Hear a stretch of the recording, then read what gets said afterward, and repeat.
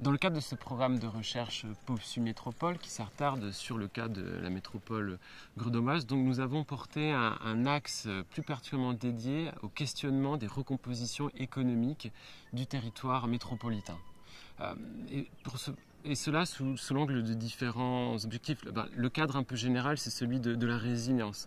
Donc sa capacité de résistance, d'adaptation et de transformation du territoire métropolitain face à des chocs économiques externes ou internes au territoire. Alors, en fait, il y a un élément déclencheur, c'était la crise de 2007-2008 qui a fortement impacté, comme on dit, l'économie productive grenobloise, très centrée du moins sur la valorisation de résultats de l'activité scientifique, et cela au prisme de grands groupes également industriels, par exemple ST Microelectronics, Soitec, ou également des entreprises plutôt de taille intermédiaire, des petites entreprises que l'on va qualifier comme étant des start-up, et donc qui valorisent l'activité scientifique produite à l'échelle du contexte grenoblois. Il existe toujours un modèle grenoblois qui s'articule autour du fameux triptyque science, industrie et université. Donc des relations relativement fécondes entre ces différents mondes qui cohabitent à l'échelle du territoire métropolitain. Et une des singularités du modèle grenoblois, c'est en fait la valorisation sur la longue durée de l'activité scientifique. Donc c'est un modèle qui a émergé au tournant du 19e siècle, très centré par exemple sur ce qu'on appelait la houille blanche à une époque, et après qui a pris de nouvelles formes à partir des années 50, des années 60, des années 70. Et en fait c'est une industrialisation, donc capacité d'exportation de l'activité économique locale, qui a très bien résisté aux crises antérieures. Et à partir de 2007-2008, effectivement, le territoire métropolitain enregistre des signes de fragilité. Il n'est plus aussi efficient, efficace, il résiste beaucoup moins, il y a énormément de licenciements en fait à l'échelle de ces secteurs clés du territoire métropolitain, et ça nous a amené en fait à interroger de manière très simple, est-ce que ce modèle qui a fait ses preuves sur une période relativement récente est toujours adapté au contexte contemporain? Pour investir ce champ de la métropole expérimentale, c'est-à-dire essayer de comprendre l'évolution de l'activité économique grenobloise, ses fragilités, mais également un peu ses formes, ses forces, on a eu 3 chantiers. Donc un premier chantier qui s'articulait plus particulièrement autour d'une dynamique comparative par des traitements de données statistiques entre la métropole grenobloise et les autres territoires métropolitains à l'échelle de l'Hexagone. Donc c'était la construction d'un indicateur de résilience qui couple différentes données également socio-économiques pour essayer de comprendre comment se situe en fait le territoire grenoblois en comparaison des autres. Et donc on a remarqué de manière très simple que le système économique grenoblois a moins récupéré de la crise que les autres territoires. Alors on a essayé de comprendre le pourquoi du comment, et une des variables explicatives, c'est certes des fragilités de l'ancien modèle, ce fameux modèle technopolitain également, mais également le fait que les acteurs peut-être institutionnels ou autres ont négligé tout un pan de développement économique qui s'articule autour de la question de l'économie résidentielle. Donc c'est une des briques du développement économique qui repose éventuellement sur la consommation entre guillemets dite plutôt locale, donc des mécanismes de redistribution de revenus. Dans un second temps, après, nous avons interrogé la permanence de ce modèle technopolitain basé sur la valorisation marchande de l'activité scientifique, et pour ce faire on a étudié l'émergence tout simplement de nouvelles start-up, qui reposaient sur des facteurs divers et variés, par exemple des chercheurs qui portent un projet industriel ou économique, ou tout simplement des gens qui sont issus du modèle technopolitain grenoblois et qui ont perdu leur emploi et qui souhaitent réinvestir, tout simplement s'adapter à ces conjonctures. Donc de fait, on a étudié de près l'émergence de start-up, une 50aine environ. Dans un troisième temps, nous avons interrogé ce que l'on peut appeler la nouvelle donne sociale, c'est-à-dire l'émergence d'initiatives également, on va dire des entreprises dites innovantes, mais qui s'inscrivent dans le champ plutôt de l'innovation sociale, de l'économie sociale et solidaire, des initiatives entrepreneuriales qui cherchent à apporter des réponses à des problématiques sociales et environnementales beaucoup plus locales. Nous sommes allés voir de très près les créateurs ou créatrices de ces initiatives entrepreneuriales. Et donc nous avons interrogé en fait l'ensemble de leur trajectoire personnelle, professionnelle, pour comprendre quels ont été dans un premier temps les facteurs, les éléments moteurs qui les ont en fait amenés à créer ces initiatives, mais également les ressources que ces derniers et dernières ont mobilisées pour pouvoir créer leur activité. Donc ce sont des ressources qui sont tout aussi bien matérielles, par exemple l'accès à des modes de financement, à des locaux ou autres, ou des ressources également immatérielles, des idées, des conseils. Et l'originalité un peu de notre travail, ça a été déjà de comprendre les facteurs explicatifs, parce que ça ne va pas de soi en fait, de vouloir créer une entreprise qui s'inscrit ou non dans un secteur d'activité considéré comme étant innovant, c'est un projet entrepreneurial, et ce sont des activités qui sont profondément, ce sont des initiatives qui sont profondément collectives. Certes, il peut y avoir un ou deux créateurs, donc un binôme, mais également toute une série de personnes qui sont en relation et qui accompagnent la création de ces activités. Donc ça peut être des individus, certes, mais également des institutions. Donc toute une série en fait d'acteurs qui contribuent au développement de ces activités-là. Nous avons cherché à comprendre comment ils ont eu accès à ces ressources.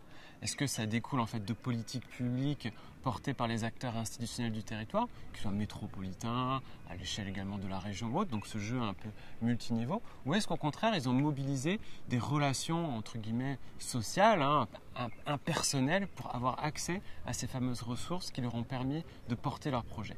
Et l'autre originalité également, c'est que nous avons essayé de comprendre comme l'accès à ces ressources, leur dimension entre guillemets spatiale, le rapport au territoire. Est-ce que ces ressources sont très locales ou au contraire extrêmement dispersées à l'échelle de l'ensemble du territoire national? Donc un jeu d'échelle cette fois-ci spatial pour comprendre les ressources mobilisées par les acteurs pour mener à bien leurs projets entrepreneuriaux. On peut retenir différentes grandes figures. Dans un premier temps, le rôle structurant que devrait jouer l'économie résidentielle ou présentielle et son articulation au système productif local. C'est un élément que les acteurs institutionnels doivent éventuellement investir pour s'inscrire dans cette dynamique un peu de capacité de résistance vis-à-vis de chocs internes ou externes au territoire. C'est une dynamique assurantielle qui découle en fait de la capacité à attirer des revenus tout simplement extérieurs à la base productive locale. C'est vrai qu'au tournant de début des années 2000 ou au milieu des années 2000, Grenoble a vraisemblablement loupé le coche de l'idée de la ville créative, qui reposait sur la mise en valeur de toute une série d'aménités résidentielles qui seraient à même d'attirer, je ne sais pas, des ménages ou des actifs qui s'inscriveraient dans le modèle entre guillemets économique grenoblois basé sur l'innovation, la créativité, la valorisation et la production dite de connaissances. Donc c'est un élément sur lequel les acteurs institutionnels peuvent éventuellement agir, et cela au bénéfice de la capacité de résistance ou de résilience du territoire métropolitain. Un autre résultat qui s'inscrit plutôt dans la nouvelle donne technopolitaine, c'est celle qui s'articule autour, alors on a deux grandes figures, grosso modo, qui se dessinent, qui s'esquissent. Des startups issues du monde technopolitain, de schémas assez classiques, et qui ont émergé, cela au prisme de l'insertion dans toute une série d'institutions, d'incubateurs, de sociétés qui contribuent à l'émergence un peu de ces entreprises-là, qui constituent des héritages du modèle technopolitain construit au long cours sur les dernières décennies. On peut penser, à titre d'exemple, l'incubateur Linxium, la SAT en fait, Linxium qui est un héritage tout simplement du modèle technopolitain qui a vraiment pris corps au tournant des années 70. L'autre grande figure autour de la nouvelle donne technopolitaine, c'est plutôt celle des entrepreneurs un peu de circonstance, ceux qui ont vécu leur projet entrepreneurial dans une logique un peu de bricolage permanent. Des gens qui n'étaient pas forcément en relation avec l'ensemble de ce tissu institutionnel que nous avons rapidement évoqué et qui ont tout simplement essayé d'activer leurs liens, leurs relations pour avoir accès à différentes ressources qui en permettraient de porter à bien leurs projets entrepreneuriaux.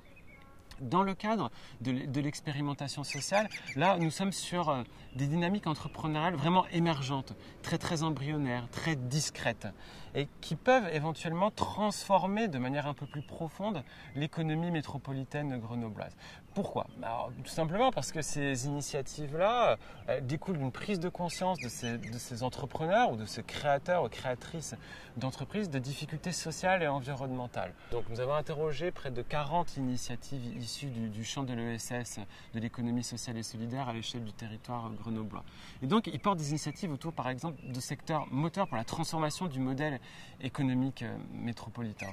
Le recyclage, la valorisation de déchets ou autres, des mobilités un peu plus douces, des choses qui existent déjà mais qui cherchent à donner un peu plus d'ampleur en fait, à ces problématiques sociales. Et ce que nous avons noté également dans le cadre de ce travail, c'est que nous avons une relation de dépendance très très forte de ces initiatives-là vis-à-vis des ressources métropolitaines. Donc on pourrait parler d'une certaine forme d'encastrement territorial. Cela sur différentes formes. Accès par exemple à des marchés, accès à des locaux, accès à des financements, etc. qui permettent de mener à bien ces projets. Et contrairement peut-être aux startups technologiques qui, elles, progressivement se découplent, c'est-à-dire qu'elles s'autonomisent de l'ensemble de ces relations-là, les entreprises plutôt issues du monde de l'économie sociale et solidaire deviennent de plus en plus dépendantes.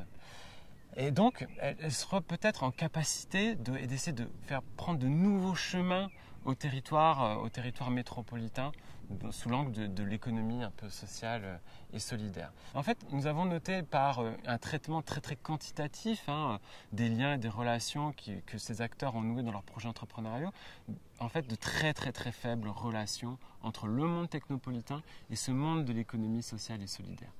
Et un des enjeux à vraiment éventuellement investir pour les acteurs institutionnels pour asseoir cette capacité de résilience, c'est de faire émerger des liens et des relations entre ces deux mondes qui cohabitent et qui dialoguent très très peu et qui pourraient faire bifurquer, prendre de nouveaux chemins par exemple à ce monde technopolitain ou ce monde issu de l'économie entre guillemets productive et également bénéficier du transfert peut-être de technologie ou de techniques, d'innovation technique au bénéfice du champ de l'économie sociale et solidaire. Cela relèverait d'une perspective assez opérationnelle, d'une certaine forme d'ingénierie territoriale qui pourrait prendre la forme d'une ingénierie dite de médiation.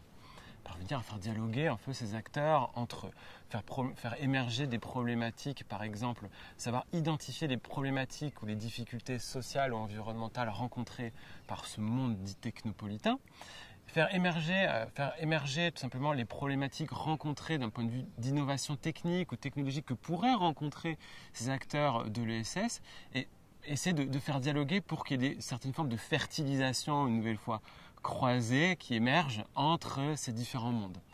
L'ESS pourrait contribuer à résoudre des difficultés ou les problèmes rencontrés par le monde technopolitain et le monde technopolitain pourrait éventuellement apporter des solutions techniques, opérationnelles aux difficultés rencontrées par les acteurs de l'ESS, par le champ de l'énergie ou du recyclage, ce type de problématiques assez communes. Cela pourrait permettre de créer des liens et des relations entre les acteurs et donc tout simplement faire prendre à ces initiatives entrepreneuriales un peu plus d'ampleur au bénéfice de la résilience du territoire. En conclusion, il est souvent amené que la capacité de résilience, au sens de résistance, d'adaptation et de transformation des territoires métropolitains face à différentes formes de crise, notamment celle de 2007, de 2008, repose sur la diversité des secteurs d'activité présents à l'échelle de ce territoire métropolitain, ou des territoires métropolitains. Cette diversité que nous avons qui est réelle également dans le contexte grenoblois, mais qui se recompose, qui est une nouvelle forme dynamique économique émerge, que ce soit dans le champ de la donne technopolitaine ou dans le champ de l'économie sociale et solidaire, cette diversité tout simplement est à cultiver, à accompagner et à éventuellement à se faire rencontrer. Les émergences que nous avons pu saisir au niveau de la recomposition de l'activité économique productive, mais également dans le champ de l'économie sociale et solidaire, on peut les interroger notamment au prisme de la crise que nous traversons actuellement et qui porte au débat de nouvelles formes de rapports et de relations également au territoire et donc aux ressources présentes à l'échelle du territoire métropolitain. Ça passe par la promotion par exemple de circuits courts ou autres. Et effectivement, ce nouveau forme de rapport au territoire, il serait peut-être de bon ton de s'en saisir. Nous avons noté par exemple simplement une forme d'encastrement, une relation de plus en plus importante vis-à-vis des ressources locales, notamment dans le champ de l'économie sociale et solidaire. Et en fait, ce rapport au territoire peut constituer un facteur de résilience à prendre en compte face à la crise que nous traversons actuellement, qui réinterroge en fait, ce rapport au local.